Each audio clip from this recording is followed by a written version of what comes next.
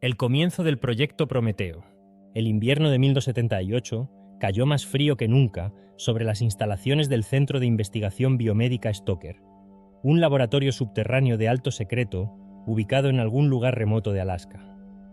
Oficiosamente, era una unidad médica militar encargada de estudiar enfermedades infecciosas, pero fuera de los registros, su verdadero propósito era mucho más oscuro, más peligroso, y estaba envuelto en un silencio mortal.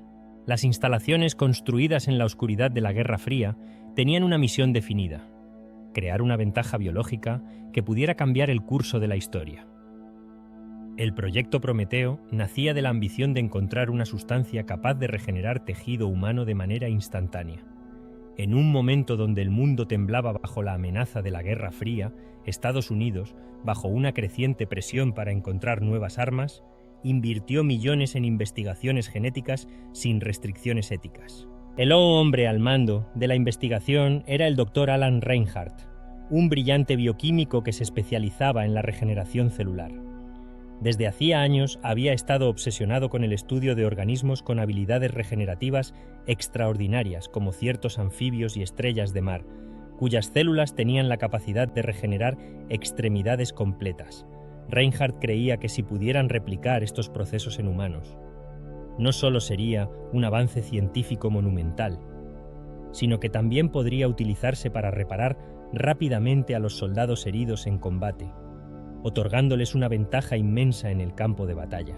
Bajo su liderazgo, los científicos del proyecto comenzaron a trabajar incansablemente en una proteína experimental basada en los estudios genéticos de estos organismos.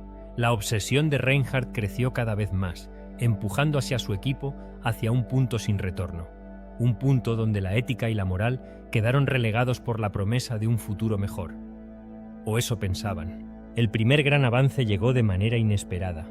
Después de años de fracasos, el equipo logró sintetizar una versión estable de la proteína que parecía tener los efectos deseados, una regeneración celular acelerada. Con ello, las expectativas del gobierno eran inmensas, ya que este avance podría llevar a la creación de una fuerza militar inquebrantable, con soldados inmunes a las heridas mortales. Sin embargo, lo que al principio parecía una gloria científica, pronto se transformó en un infierno. Las primeras pruebas, señales de peligro. Las pruebas iniciales fueron realizadas en ratas de laboratorio, los sujetos más sencillos de manejar en condiciones controladas. Al principio, los resultados fueron nada menos que espectaculares. Las heridas comenzaban a sanar en cuestión de minutos. Los miembros amputados volvían a crecer como si nunca hubieran sido dañados, e incluso los órganos dañados se regeneraban por completo. El equipo celebró, y Reinhardt se mostró confiado, convencido de que había encontrado el santo grial de la medicina. Pero los problemas comenzaron a surgir poco después. Las primeras señales de advertencia fueron sutiles, casi fáciles de ignorar. Día 3. Algunas ratas mostraron un crecimiento corporal anómalo.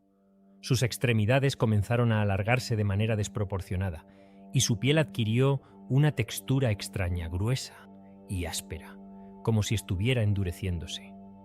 Las observaciones eran desconcertantes, pero Reinhardt mantuvo su enfoque. «Es solo un efecto secundario menor», dijo, intentando calmar a su equipo.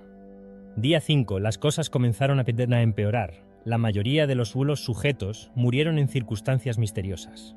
Algunos sufrieron colapsos orgánicos repentinos, mientras que otros continuaron creciendo sin control, hasta que sus cuerpos no pudieron sostenerse más. La última de las ratas, sin embargo, fue la más inquietante. Desapareció de su jaula. Los registros de la cámara de seguridad mostraron cómo la criatura logró romper el metal con facilidad y escapó por los conductos del laboratorio. Nadie logró encontrarla.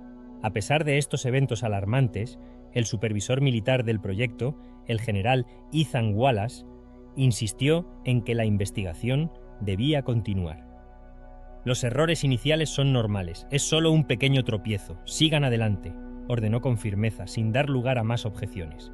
El equipo, sin más remedio, siguió adelante, pero sabían que el camino que tenían por delante estaba lleno de incertidumbre. El voluntario 001, el punto sin retorno. El siguiente paso era algo que nunca se había contemplado en los protocolos: probar el compuesto en un ser humano. La decisión fue polémica, pero Reinhardt, junto con Wallace, convenció a las autoridades para que permitieran que un soldado voluntario se sometiera al experimento.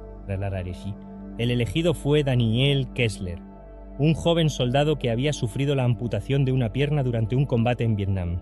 Kessler, quien había estado luchando por recuperar su movilidad, vio en el proyecto Prometeo una oportunidad para volver a caminar, tal vez incluso correr como antes. Si esto puede devolverme mi vida, lo haré, dijo en su última conversación con su comandante antes de ser sometido a la inyección experimental. La inyección fue administrada en un ambiente controlado, rodeado de cámaras, monitores y un equipo médico. Al principio, los resultados fueron tan impresionantes como los de las ratas. En la primera hora, su pierna comenzó a regenerarse a un ritmo asombroso. Se veía como si la carne, los nervios y los huesos se regeneraran al instante. Los científicos no podían creer lo que veían. La sangre fluía con normalidad y Kessler parecía recuperar su fuerza poco a poco. Pero pronto notaron algo extraño. La temperatura corporal de Kessler comenzó a aumentar rápidamente, alcanzando niveles que parecían inhumanos. Su piel comenzó a endurecerse de manera alarmante, como si estuviera formada por una capa de metal, y sus pupilas se dilataron de forma completamente antinatural. En cuestión de minutos, el proceso de regeneración comenzó a transformarse en algo mucho más oscuro. Sus músculos crecieron desproporcionadamente y sus huesos, al principio frágiles por la amputación, empezaron a reformarse de manera errática, rompiéndose y reformándose como si estuvieran mutando en algo diferente. Su sistema nervioso parecía estar en un estado de constante dolor, como si la transformación estuviera siendo demasiado para su cuerpo. El desastre. El caos comenzó a desatarse en cuestión de segundos.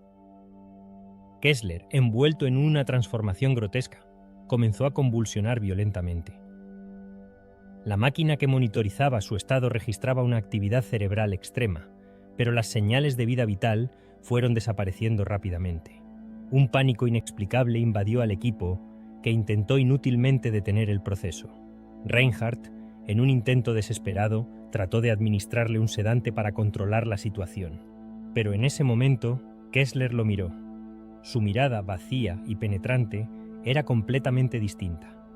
Ya no era el joven soldado herido que había conocido. Ya no era humano. En un impulso de pura fuerza animal, Kessler, ahora una monstruosidad, destrozó las correas de la camilla y se levantó con una fuerza descomunal.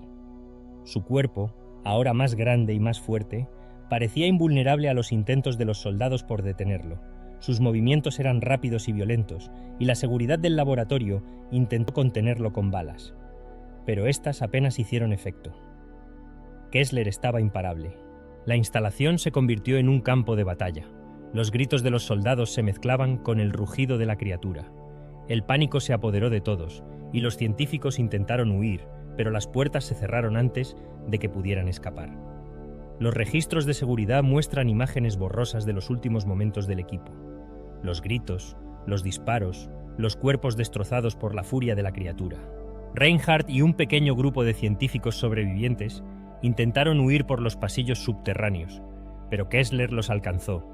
La instalación se convirtió en una trampa mortal. Ninguno de ellos logró salir con vida. El encubrimiento y el legado perdido. Cuando los equipos de rescate finalmente llegaron al Centro de Investigación Biomédica Stoker, todo lo que encontraron fueron ruinas. Las instalaciones fueron destruidas por lo que, oficialmente, se describió como un accidente químico. Los registros del proyecto Prometeo fueron destruidos y se impuso un cerco de silencio absoluto. Los pocos sobrevivientes fueron amenazados con consecuencias severas si hablaban de lo ocurrido. Y, durante décadas, la existencia del proyecto Prometeo fue mantenida en secreto, enterrada bajo capas de mentiras y conspiraciones.